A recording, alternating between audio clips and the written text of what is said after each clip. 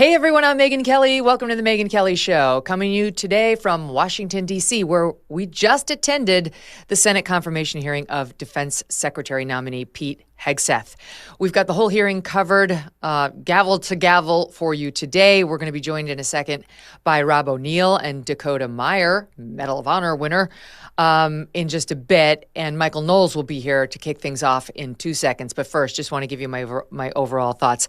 No one laid a glove on him. He's good. He's got this. I have zero doubts now that he will be confirmed.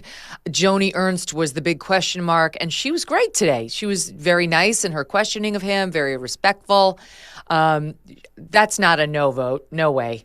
And, you know, this is just the Senate Armed Services Committee. He'll get out of committee. But she was the big pivotal vote, even if Trump is going to lose potentially McConnell, potentially Murkowski, and Collins, which now they're saying he might not.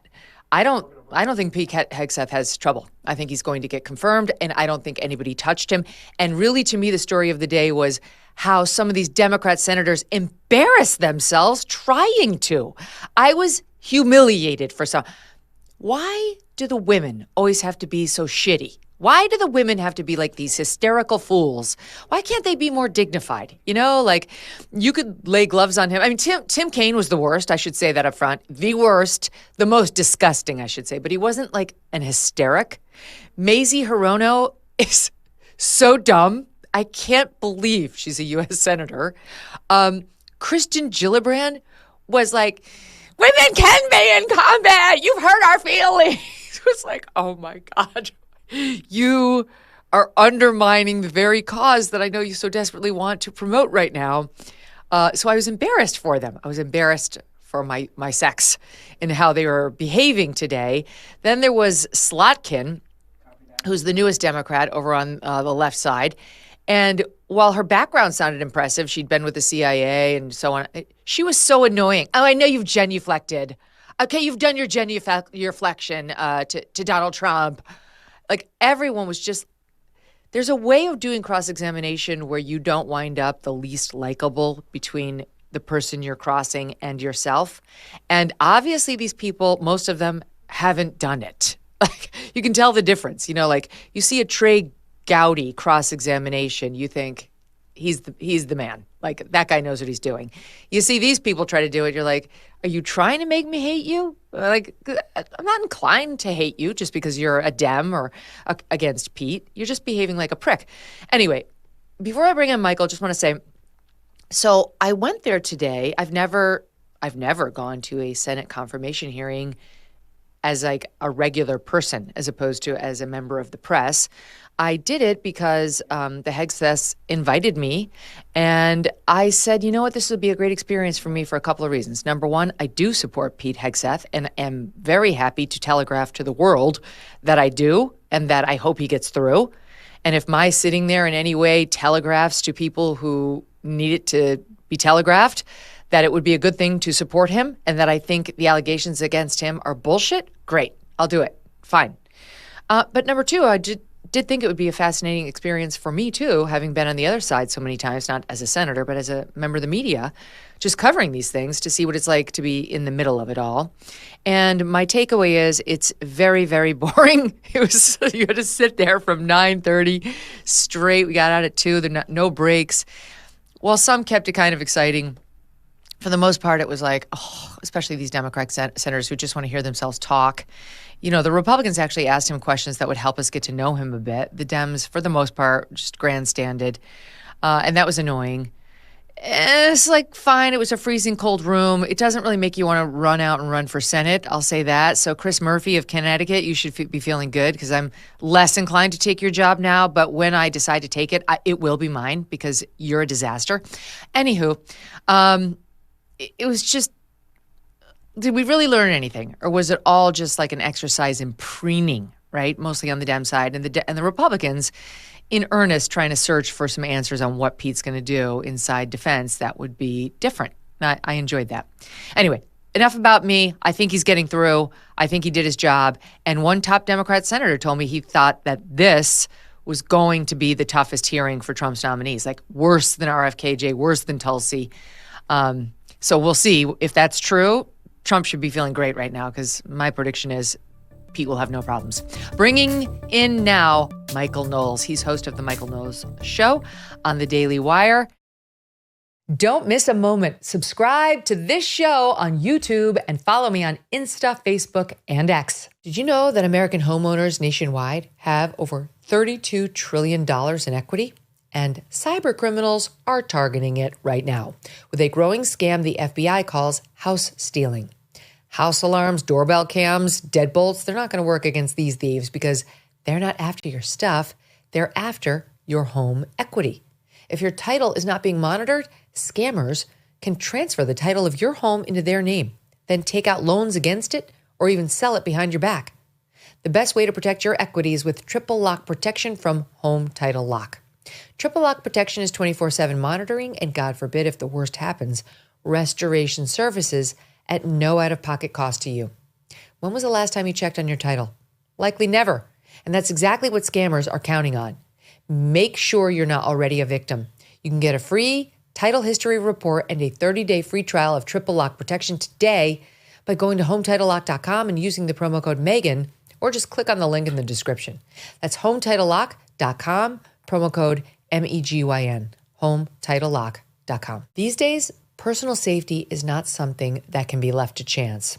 Whether at home, on the road, or just living everyday life, having a reliable way to protect yourself and your family is crucial. This is why Byrna is the choice for many. I'm excited to tell you about Byrna. Byrna is a game-changing, less lethal self-defense tool. It's compact, it's powerful, and it's easy to use.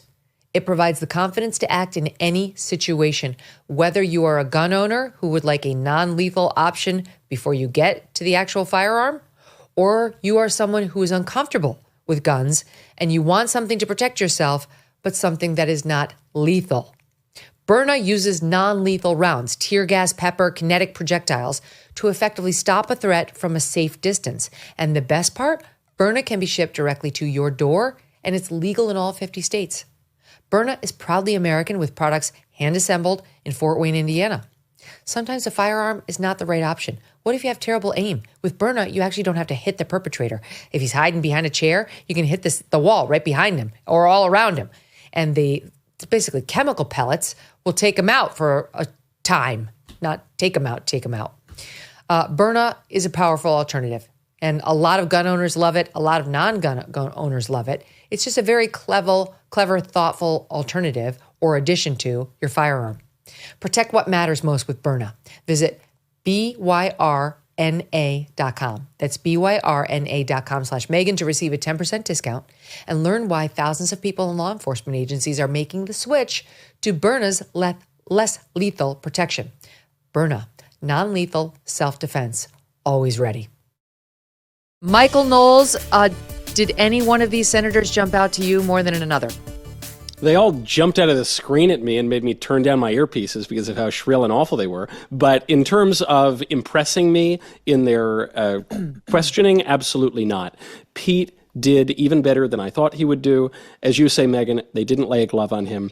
Pete Hegseth will be the next Secretary of Defense. People had questions about Pete's qualifications for the Pentagon going in. I don't think people really have questions about that right now. I think, in fact, the result of this hearing is that people have questions about the qualifications of these Democrat senators. It was humiliating. They went absolutely nowhere. So Pete was the first confirmation hearing. And many people were suggesting he would be one of the more difficult. Notice, though, how these hearings have been scheduled. It opened up with Pete, and then all the rest of them, today, tomorrow, Thursday, were relatively easy. These are kind of shoe-in people. In terms of Tulsi, in terms of Bobby Kennedy, in terms of Kash Patel, some of the more controversial nominees, you'll notice that they were pushed a little bit later in the process. I think Pete Hegseth was the canary in the coal mine. I think that the Trump team wanted to see how much pushback they would get from the U.S. senators.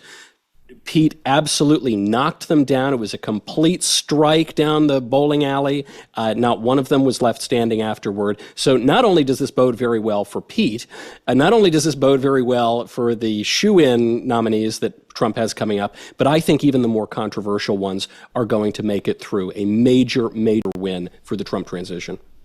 Okay. there wasn't anything more disgusting today than Tim Kaine. Tim Kaine, who literally pulled out the old, how long have you been beating your wife? I mean, it was stunning. We know the allegations against Pete. We know that Pete has been a serial cheater on his wives. That is known, okay? So that's fair game, I guess. If you want to go there, you can go there. You could go with the anonymous, the alleged rape accuser. Her story fell apart. It was telling that pretty much nobody really zeroed in too much on that one. But how long have you been beating your wife is defamatory, not literally, because you can't sue senators for what they're saying in this context. But my point is, that was so below the belt for Tim Kaine. Let's just take a listen to some of Tim Kaine today. At that time, you were still married to your second wife, correct? I believe so.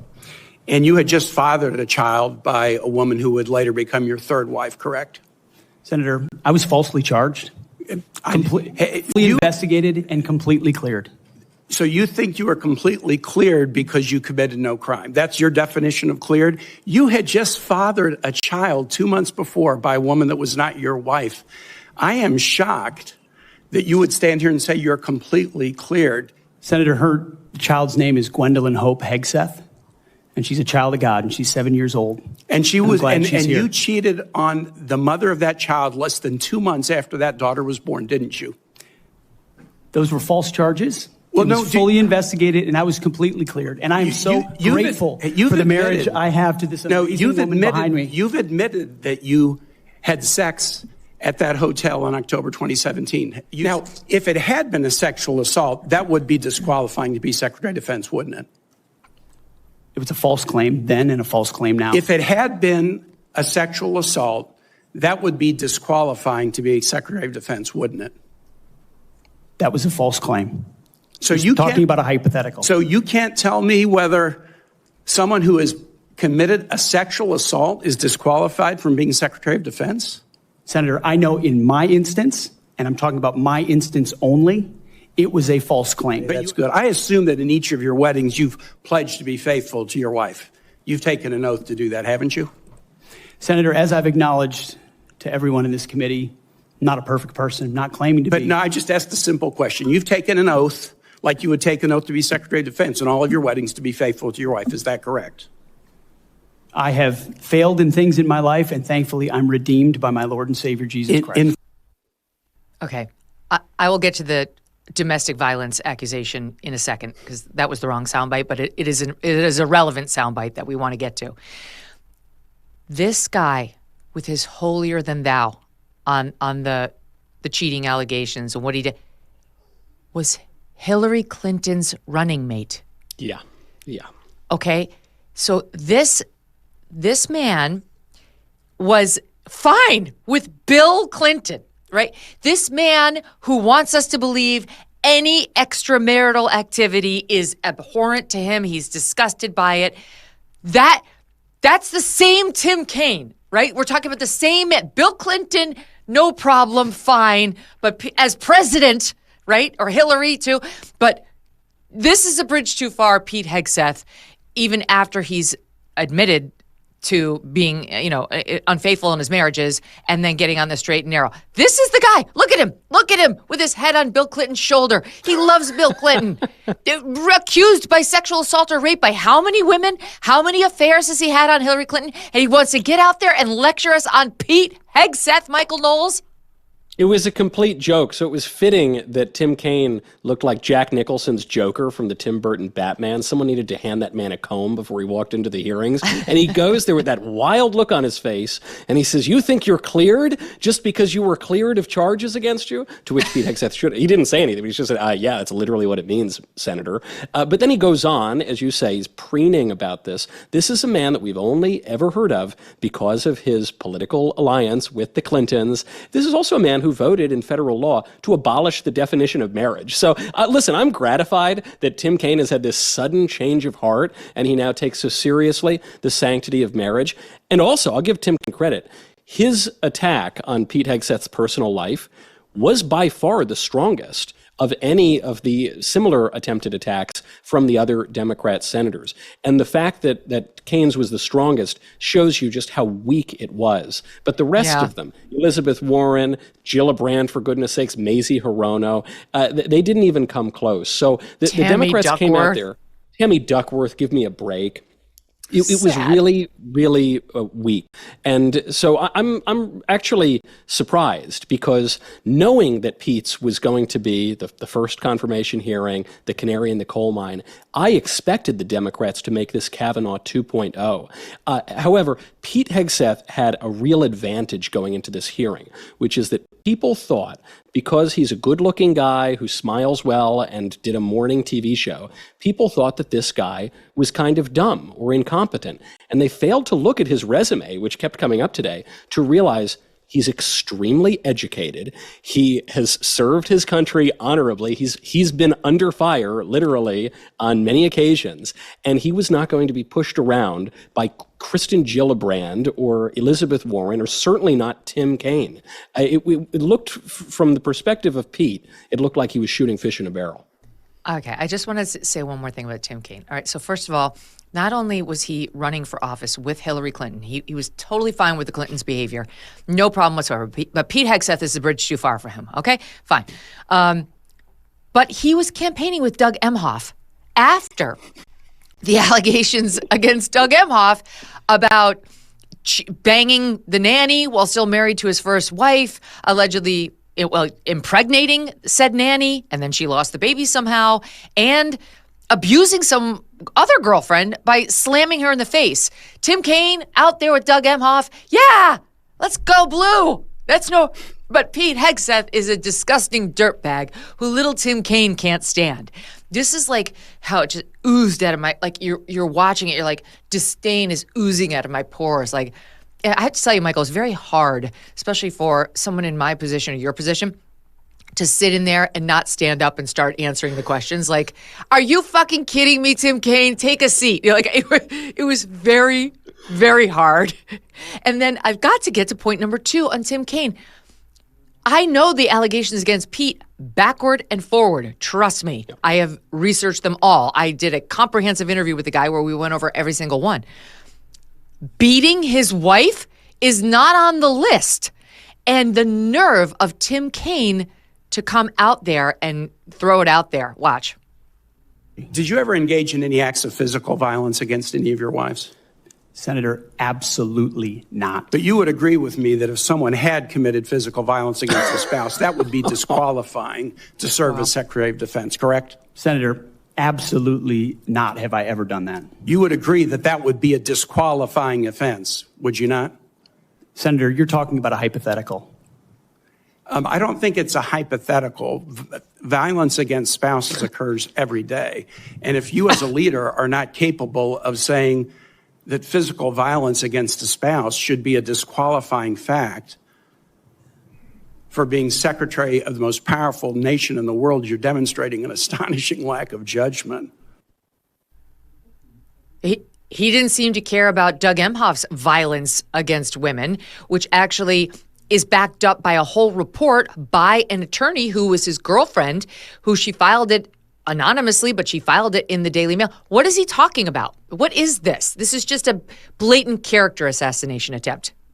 Megyn, is it wrong that I'm most scandalized in that stupid question by the inability of a sitting U.S. senator to know what a hypothetical is? Tim Kaine said, if such and such occurred, that would be disqualifying, right? And Pete rightly said, Senator, you're asking me to engage in a hypothetical. And Tim Kaine, with this unearned haughtiness, says, I don't think that's a hypothetical.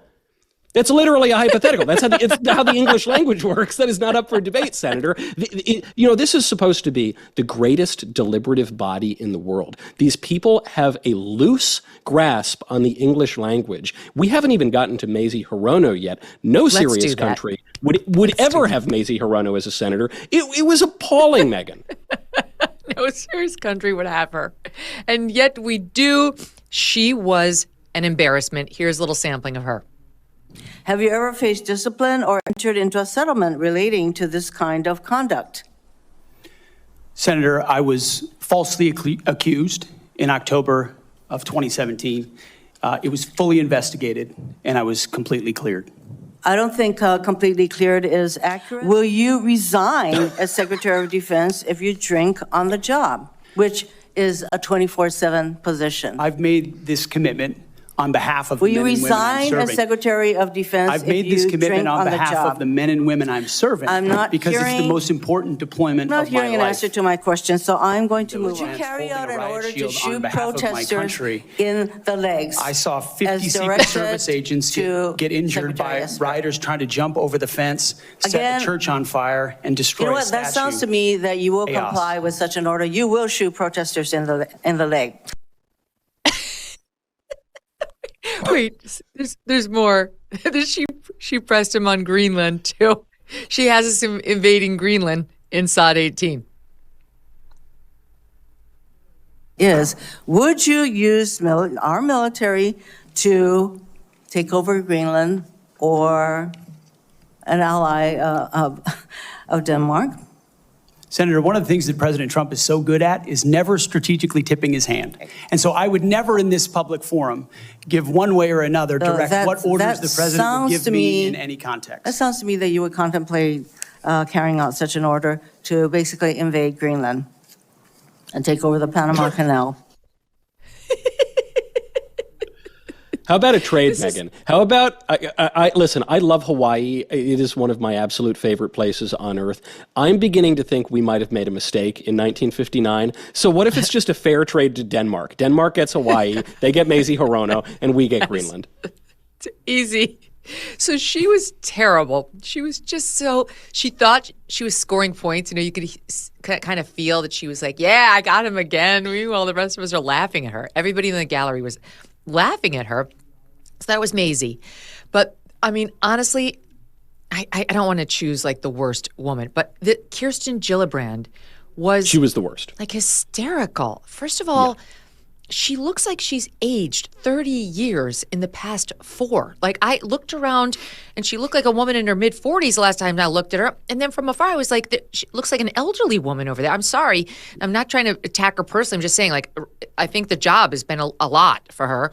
And it's also backed up by her hysterics. Like, people's feelings are hurt. Here's a sample.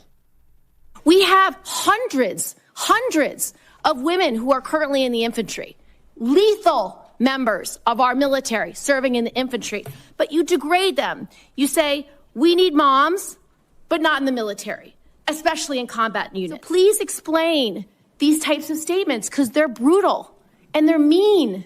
And I would point out, I have never disparaged women serving in the military. I respect every single female service member that has put on the uniform, past and present.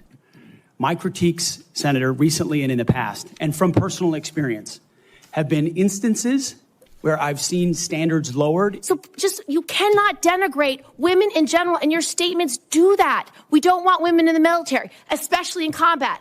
What a terrible statement. Everything you've said in these public statements is politics.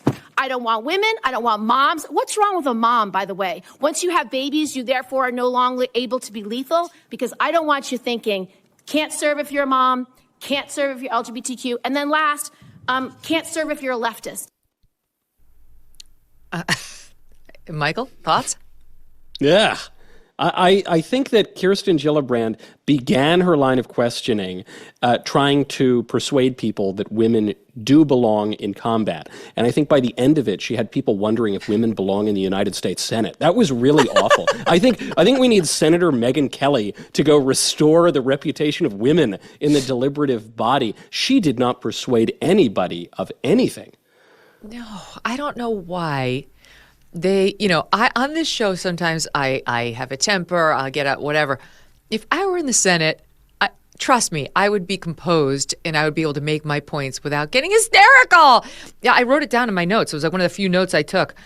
At one point, she says, your comments are so hurtful. They're so hurtful. They're so mean. To whom? To the war fighters? So you're saying the female war fighters' feelings are hurt? Do you see how you're undermining your own point, madam? Like, are they war fighters who can go in there and take? bullets, this line of or attack, are they like weepy little schoolgirls who Pete, hurt their feelings and they need a public apology? Go ahead. Even to raise this point of women who are in the military, who are mothers, that maybe it's not the best idea to go send our mothers out there to go catch bullets from jihadis. Maybe there's something a little weird about that. It's so disingenuous, the objections that she's making, because when it comes to all of these questions, until very, very recently, we didn't have women in combat. Everyone agreed. Republicans, Democrats, independents, women should not be in combat catching bullets from terrorists. Until very, very recently, we all agreed men who think that they're women don't belong in the military. They belong in counseling because there's something that's gone wrong in their heads. Until very, very recently, we all agreed that DEI and all other forms of political correctness and methods of promotion that are not based on lethality and merit have no place in the military. Everyone agreed with that until the Obama administration, basically. And so to suggest now that to want to rewind the clock back to those long ago days of 2013 or something, that is somehow regressive and beyond the pale. It's just absurd. I mean, this is the kind of radicalism that the American people rejected at the ballot box in November. And I don't think the mood has changed between that time and Kirsten Gillibrand's shrill line of questioning. I loved how Senator Wicker was the chair and he did a great job. He's like, no, you're not getting a second round of questioning. We're going to run this the same way we ran the last two when the Dems were in charge. And then you've got the ranking member, Jack Reed, who was making all sorts of points. But here's what I love about it. He had all sorts of points he was trying to score against Pete, but this is how he would do it. Well, I would like the record to reflect that I want to say the following terrible things about Pete. He got so far away from the microphone every time he spoke. You couldn't hear him at all. His staff put him a note in front of him saying, get in front of the microphone. You can't hear you. He listened to it one time, and for the rest of the time, he was like, and another thing about Pete Hegseth.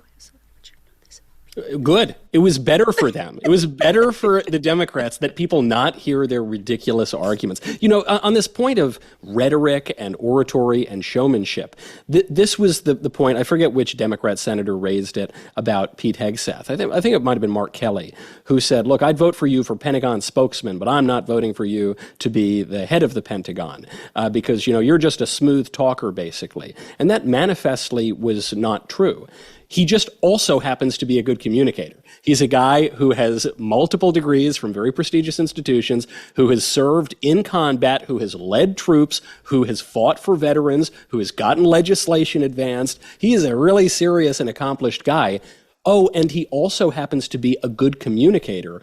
Maybe that would be a nice thing. The U.S. senators don't even know how to use a microphone. Maybe it would be good in an era when the American people so distrust our institutions to have a guy who is competent, intelligent, educated, right-minded, and also able to speak to people in a persuasive way, as he did during his confirmation hearings. One more for you. How great was it when Senator Mullen of Oklahoma took the mic and got up there and just unleashed on everybody on the other side, like, you're a bunch of drunks. You think he's a drunk? You're drunks. You show here. Watch this. There's a lot about qualifications, and I think it's so hypocritical of senators, especially on the other side of the aisle, be talking about his qualifications, not being able to lead the secretary or be the Secretary of Defense, and yet your qualifications aren't any better. Your own secretary that you all voted for, Secretary of Austin, we had to vote on a waiver because he stepped off the board of Raytheon. But I guess that's okay because that's a Democrat Secretary of Defense. The senator from Virginia starts bringing up the fact that what if you showed up drunk to your job? How many senators have showed up drunk to vote at night? Oh, boy. Have any of you guys asked them to step down and resign from their job? And don't tell me you haven't seen it because I know you have. And then how many senators do you know have got a divorce before cheating on their wives? Did you ask them to step down? No. But it's for show. You guys make sure you make a big show and point out the hypocrisy because the man's made a mistake. Great. Look point. at Tim Kaine. Tim Kaine doesn't say boo because everything that Senator Mullen said was obviously true. This is not even the sort of thing that only the senators know about. This is widely known in Washington, D.C. Anybody who's ever spent any time around Capitol Hill knows this. The percentage of senators who sleep with staff members or lobbyists or members of the media is pretty significant. And the number of senators who show up to vote-a-rama, maybe they've had a few drinks, it's a lot. And that's why all of those Democrat senators were dead silent. You know, he was great because they were puffing themselves up so much as these arbiters of morality. These are the kinds of people who support murdering babies and little children, but all of a sudden they have such moral authority. They're going to castigate Pete Hegseth, a man who has quite clearly turned his life around. They're going to attack him for past misdeeds. And then you get Mullen in there. He says, hey, guys, I'd like to enter into the record this giant mirror. Do you remember who you are? Yeah? Right. Okay, great. Please usher along our Secretary of Defense. Here's the other thing. One other thing. They were like, how many people did you manage at Concerned Veterans for America? How many people did you manage at Vets for Freedom? And he was like, maybe 8 to 10. 8 to 10. 8 to 10. That's all. And you're going to manage all these people at the Department of Defense. Let me ask, and he finally said, I'm going to work for a CEO who is extremely successful. Yeah. How many people had Barack Obama managed before they made him president? Okay. He was a community organizer. He didn't do anything managing people. I mean, literally nothing.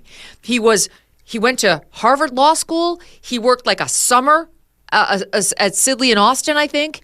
And then he decided to be a community organizer, becoming an activist. He managed no one. Pete Hegseth on the battlefield as a major commanded far more people in advance of this role than Barack Obama ever did.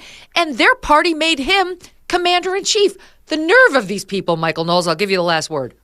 I loved the correction when the chairman said, I'd just like to point out that Pete Hegseth has managed many more people than the average United States senator. These people who sat in judgment of Pete today had absolutely no credibility to attack him. They didn't bring the goods. Pete Hegseth is going to be the Secretary of Defense, and the rest of Trump's nominees are going to have a much easier time because of it. Yes, totally agree. Thank you, Michael Knowles. Great to see you. Great to be with you. Thanks, Megyn. All right, coming up next, Dakota Meyer and Rob O'Neill, those war fighters that we were hearing so much about today from Pete and others. They'll respond to what they saw. Some therapists say that debt can make people feel desperate and helpless. I mean, we don't need a therapist to tell us that. That's obviously true. It can ruin your sleep. It can creep into your relationships. It can wreck your happiness. There are ways to get help. You don't have to just sit and suffer alone and in silence. Let me tell you about Done With Debt. They have aggressive new strategies to end your debt fast. Done With Debt stands between you and your harassing bill collectors. They tirelessly negotiate to slash balances, eliminate interest, and stop the crushing penalties, all without loans or bankruptcy. Done With Debt has one goal: to wipe out your debt for good. Before you make another payment, consider a visit to donewithdebt.com. Speak with one of their strategists for free and tell them I sent you. But you do need to hurry because some debt solutions are time sensitive and you don't want to miss out. Go to donewithdebt.com. That's donewithdebt.com. Are you ready to make better sleep your New Year's resolution? Let me tell you about Cozy Earth. Their sheets made with 100% premium viscose from bamboo are incredibly soft, breathable, and get even softer with every wash. Good sleep is essential to your routine, gives you the energy to tackle your day and feel your best. Cozy Earth also prioritizes quality and care with a 100-night sleep trial. You try their sheets out for up to 100 nights, and if you do not love them, they let you return them for a full refund. Who else does that? And for cozy nights and relaxed mornings, their bamboo pajama set is another must-have. It's soft, breathable, and sleeps cooler than cotton, keeping you perfectly comfortable. A better year starts with better sleep.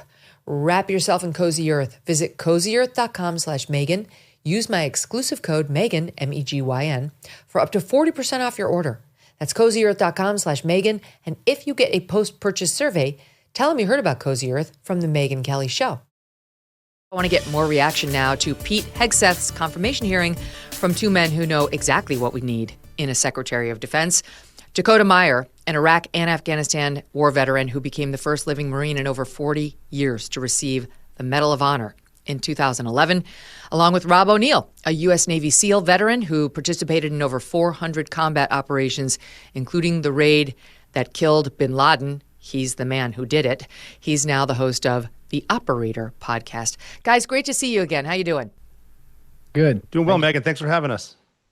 Oh my gosh, I'm dying to hear your reaction to what we saw today. Rob, let me start with you, because it really was like these senators who, most of whom, they're happy to send you two into war. While they sit in these air-conditioned offices, but when they get an actual warfighter in front of them, they treat him like he's the gum on the bottom of their shoe. Yeah, Megyn, it's crazy. My initial reaction was Senator Blumenthal, who I can't believe shows his face in that committee, because he lied about Vietnam the entire time. He's been lying about Vietnam since he didn't fight there. And then he finally got busted, had to come out and say, I apologize for misspeaking. There's a huge difference between fighting in Vietnam with real Marines and misspeaking and lying. And so he's up there doing that. We didn't mention, I love how high and mighty they all get. They're not mentioning Senator Ben Cardin had a staffer who had gay sex in the Judiciary Committee room, filmed it, no big deal. And then even as far as I love how Senator Mullen from Oklahoma said, they come in drunk. I've seen you come in drunk. It's almost amazing. Like there's some senators, like the Democrats are playing their cards they play, and their sentences that their questions they don't want answered. But now all of a sudden you turn the light on and the roaches just scatter. It was Pete did a great job, and I think Democrats looked horrible. Yeah, here's Dick Blumenthal of Connecticut trying to get it was a gotcha against Pete on exactly what numbers are in which branches of the military. Watch. Mr. Hegseth, I'm asking you a very simple question. How many men and women currently serve in the United States Army? Senator, the United States Army, 450,000 on active duty, sir. And how many in the Navy? And the Navy is 425, sir. Well, it's 337 this year. How many in the Marine Corps? 175,000, sir. 172,300. Those numbers dwarf any experience you had by many multiples. I don't believe that you can tell this committee or the people of America that you are qualified to lead them. I would support you as the spokesperson of Pentagon. Oh, so rude, Dakota. What did you make of that? I mean, look, I think that, I watched the whole thing and it blew my mind. First off, that the leaders of the policymakers, lawmakers of this country, that these were the priorities that they were focused on someone who is about to go and be in charge of the force that not only maintains and secures the United States national security, but also really is the stabilization of the globe. And these were the questions that they wanted to ask, the haha gotcha. They used these moments right now in this confirmation hearing to sit here and focus on, the same thing over and over about just trying to I got you. And, the thing when I watch Pete there, it's like, one side of it, I'm sitting back and I'm like, well, say this, from my point. But it's like he knows the game, right? He's sitting there. He knows that no matter what he says, he's got to get through this and he's got to limit exposure, right? And that's the problem with all of this is like there is no accountability for them sitting up there in that position. There's no accountability for the lawmakers. There's no accountability for any of them up there, but they want to turn around. They want to critique this man over and over, which rightfully so. Look, I think we have to sit here and vet, and we have to make sure that these people are going to uphold the policies and they're going to support the Constitution of the United States. And we want to hear his views on what he's going to do about the issues that are truly threatening the United States of America. But like to sit here and make this out, it just shows you that the priority of the security of the United States of America is not the priority of the left right now. Mm-hmm. It was pretty remarkable. When Pete got there, he had the support of the crowd. In fact, some Democrats were saying they'd never seen the hearing room like this, that they were stunned at the number of people who showed up to support Pete. And when Pete walked in, they broke out in chants of USA. Here's a little bit of that in SOT 1. USA! USA! USA! USA! USA! USA! USA! And one of the most interesting things, Rob, was when they were trying to cross-examine him. A couple did, but Jack Reed, the ranking Dem in particular, on whether he thinks we should follow the Geneva Convention. And Pete was trying to say, look, my criticisms have been, you've got these people in, another land who come up with these rules, but warfighters on the ground get conflicting messages, especially in today's modern military where they're fighting against insurgents. And they need better guidance on exactly what they're allowed to do, what they're not allowed to do. Here's something akin to that exchange in SOT 13. Your definition of lethality seems to embrace those people who do commit war crimes rather than those who stand up and say, this is not right. So what's the response to your service members who personally witnessed these and courageously reported them to their superiors? Senator, as someone who's led men in combat directly and had to make very difficult decisions, I've thought very deeply about the balance between legality and lethality. Sir, I'm talking about restrictive rules of engagement that these men and women behind me understand they've lived with on the battlefield, which has made it more difficult to defeat our enemies. In many of the cases you're talking about in particular, sir, there was evidence withheld. There was prosecutorial misconduct. And as someone who looks case by case and defaults to the warfighter, to the men and women with dust on their boots, not the second guessers in air-conditioned offices in Washington, D.C. Excuse me. I look case by case and was proud to work with President Trump to understand those cases and ensure that our warriors are always looked out for. Go ahead, Rob. Well, I think that the rules of engagement have a tendency to get way too strict, especially the longer we make a war last. And, the Geneva Convention was one thing, but things change. And then I've seen everything from NCIS, which, by the way, the worst thing that ever happened is they made a TV show making those guys look cool. They're going to get promoted the more people they can prosecute and play the good guy than the bad guy. And they get, whatever credit when they put someone in jail. What I've noticed, especially with my unit in Iraq and Afghanistan, the fewer rules we had, the better we were because we had the latitude and were more precise. And like it or not, we on the ground are the good guys. And the Monday morning quarterbacks that sit in Washington, D.C. and put people in Leavenworth for murder in war. I remember even on the bin Laden raid, before we even got in the house, one of my friends shot one of the couriers, and then his wife jumped on top and he shot her. He looked at me outside the house. This is outside bin Laden's house. And he said, I just shot one of the women. She just jumped in front. Am I going to be okay? It's like, stop worrying about that. That should not be in your mind. And when a Marine is in a gunfight, they should be worried about, well, is some dude in a nice suit that's never been in mud going to prosecute me for this? It's nonsense. And this is the bureaucracy that happens. With the further you go, the bigger the government agencies get. And then it turns into the self-licking ice cream cone, personal power. Can I put an American in jail so I can get a Navy Achievement Medal? And that's what Pete's getting at. And the reason there's so much blowback is because what needs to happen is the fat needs to get trimmed. But what needs to happen at the Pentagon is exactly what Elon Musk did at Twitter. Get rid of everybody, almost change the name, and then be more efficient. And that's you're seeing the death throes of dying policies, and that's what these senators were doing today. And Pete nailed it. So Dakota, you heard there that a little suggestion that's where Blumenthal was going. Like you can't manage these numbers in the Army and the Navy. You've never managed anything. It's too big. You've done nothing. Totally ignoring, as I pointed out before you guys came on, Barack Obama managed absolutely nothing before he became president of the United States. He was a community organizer. That's it.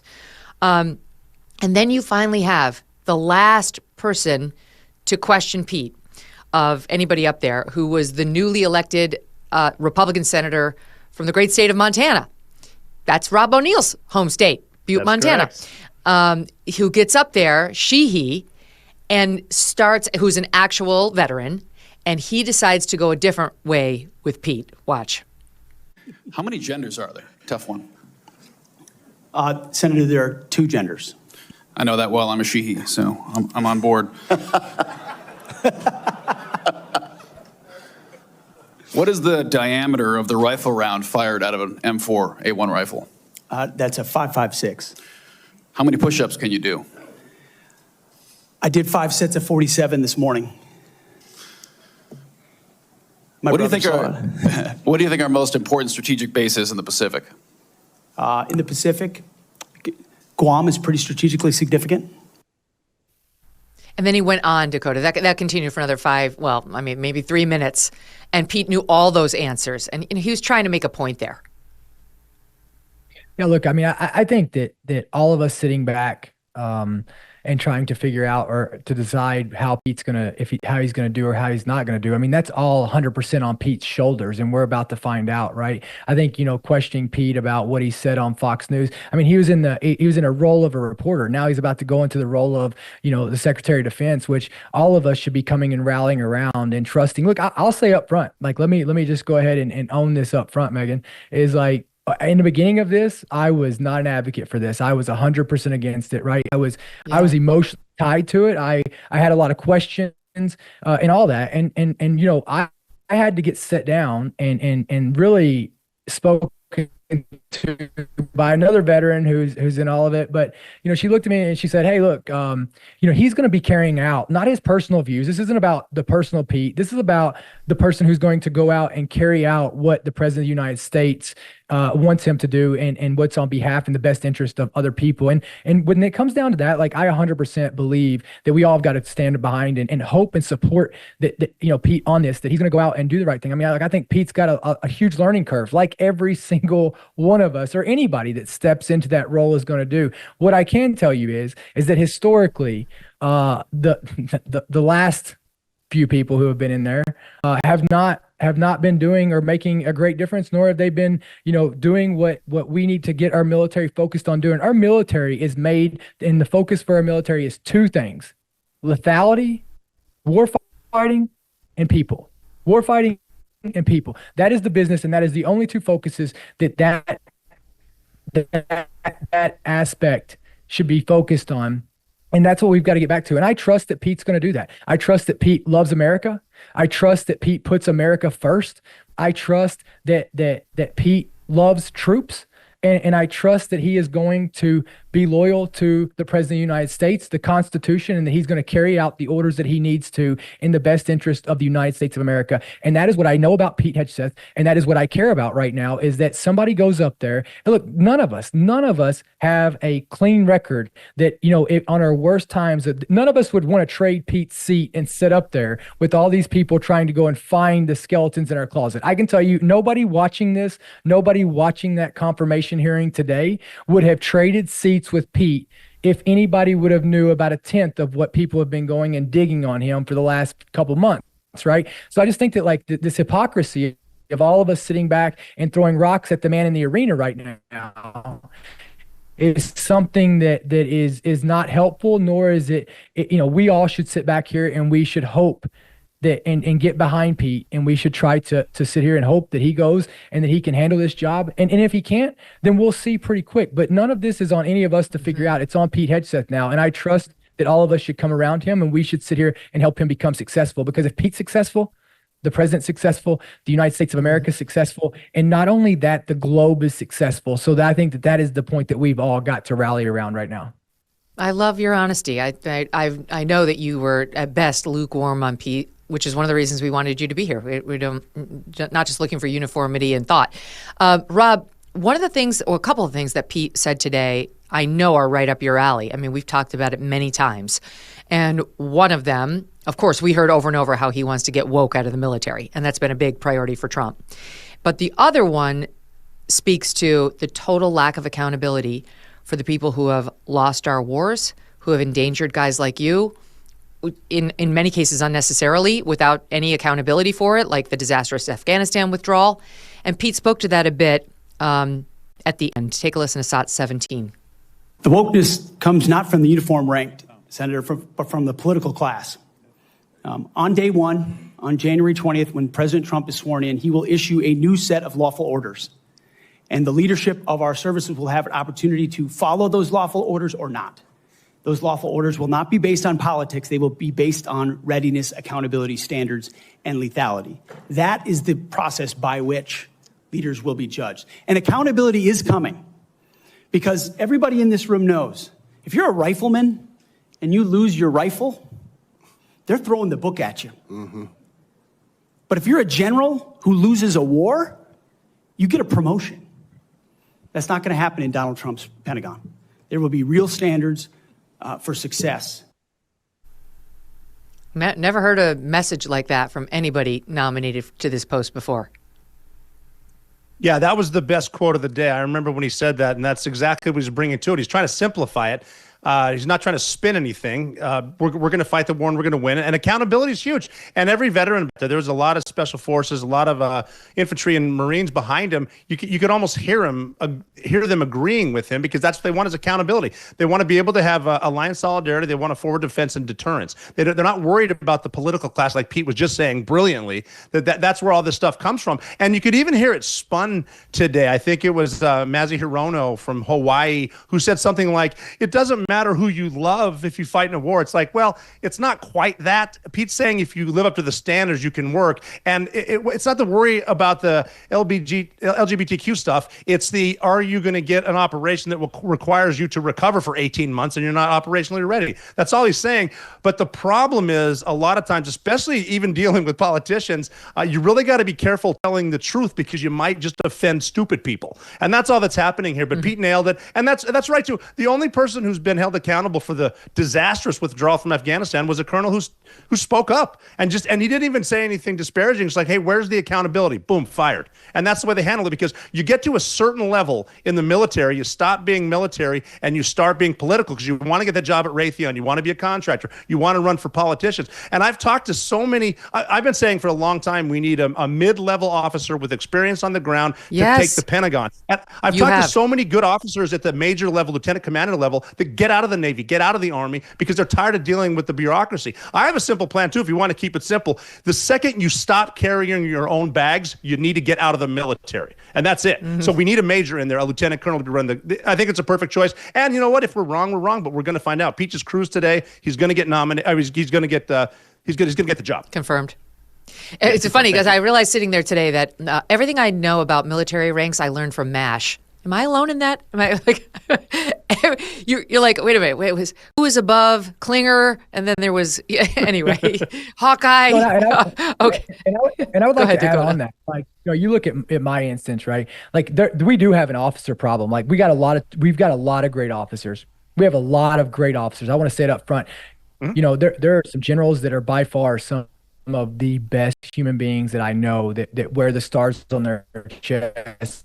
But what I also want to say is we've got a lot of bad ones too.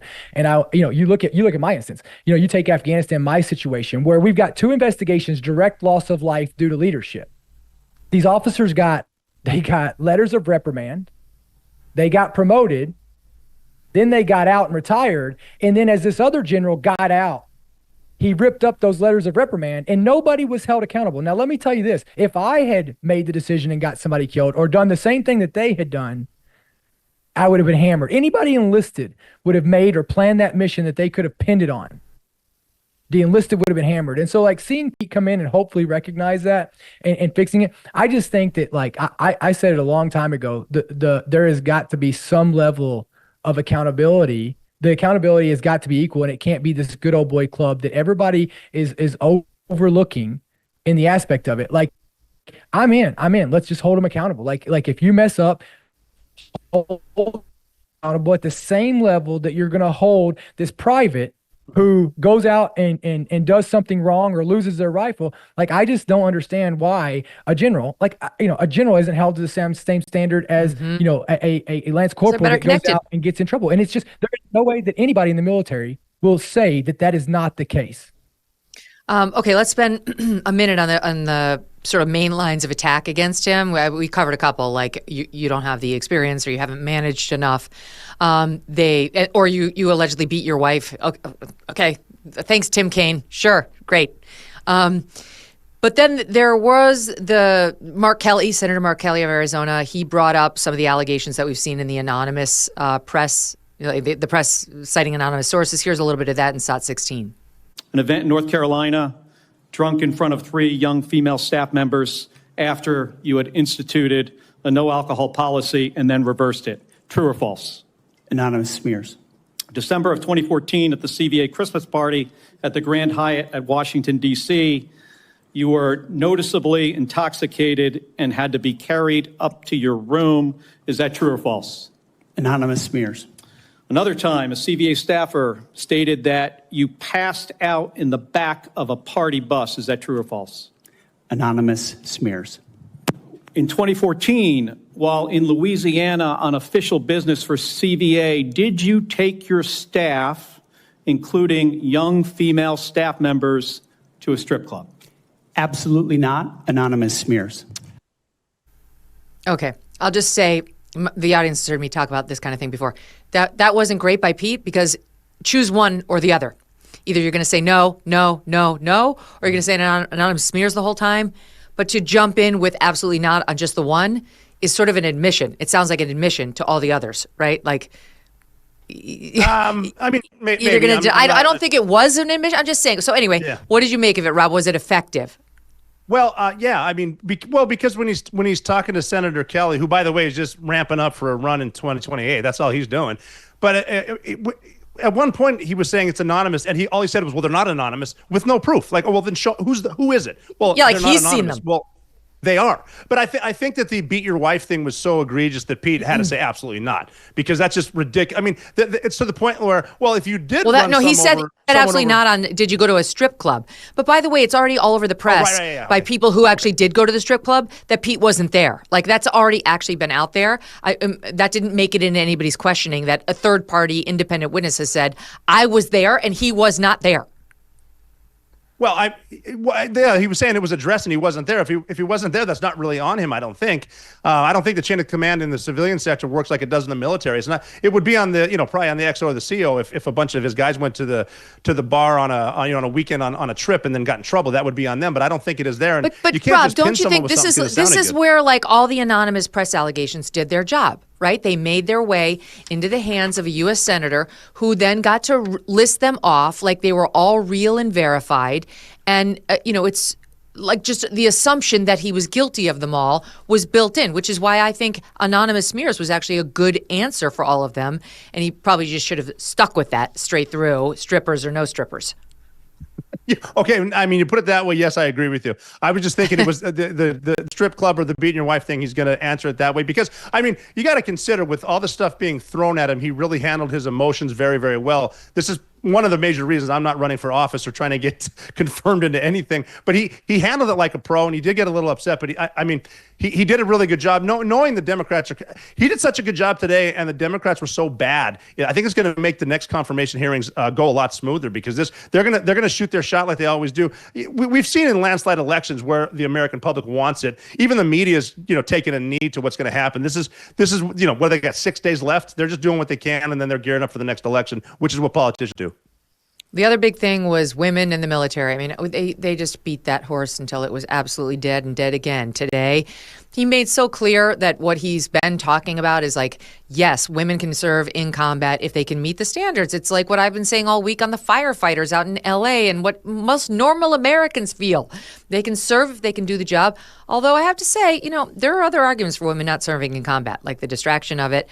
Like I don't know how Pete truly feels, but I think I might be further to the right than he is on it. But Dakota, do you think that that's going to be an ongoing issue? Because all the women up there seem to be, indignant about that Pete would ever say that there's a question about whether women should be serving certain combat roles. Look, I think that I think it doesn't matter what Pete said today. I don't think it was going to matter, right? I don't think if he had said one way or the other, I don't think any of it really mattered. Like it was all about them getting their talking points out and their show out. So, I mean, the women in combat thing, like me and Pete, I told Pete on the phone that what he is. I think he clarified today. For me, he clarified today initially what I'd heard, like small snippets, right, of, which talking points or whatever has been spun out is, no women in combat or I don't support women in combat, right? But what you heard him today is clarify is like, no, look, I think I had an opportunity, but like the standard has got to be the standard. We cannot change up the physical demands. You can't sit here and you can't mitigate, you can't overlook those, nor can you tailor those, the physical demands that boots on the ground combat roles are going to require. And it's not gender based. It is the job based. And so I think when he clarified that up today, I 100% agree with that aspect of it. Right. I 100% agree with that because to be honest with you, Megyn, like I have seen women that could outperform some of the men that go to combat next to me. Right. And so when it comes to that aspect of it, I have watched women who deserve to be in combat more than some of the guys that I've been in gunfights with, and that I'd rather take them anyways, right? So I just don't get wrapped up into that aspect of it. Like, meet the standard, like go meet the standard. Can you lead people? Can you meet the standard? Can you go out and perform? And can you be professional about it, right? Because that is what it's about. And I think that that's what Pete portrayed today. I'm so glad he got to clarify that, and he got to really elaborate on some of his prior statements or what was spun or whatever, right? But I just think that I don't think anything that what he said today was not changing any of their minds. It was all about. I think you're right. I think you're right. No, he's not going to get a single Dem vote from the look of it. Last question: how many push-ups did you guys do this morning? Dakota, I'll defer to you first because I think I outrank you.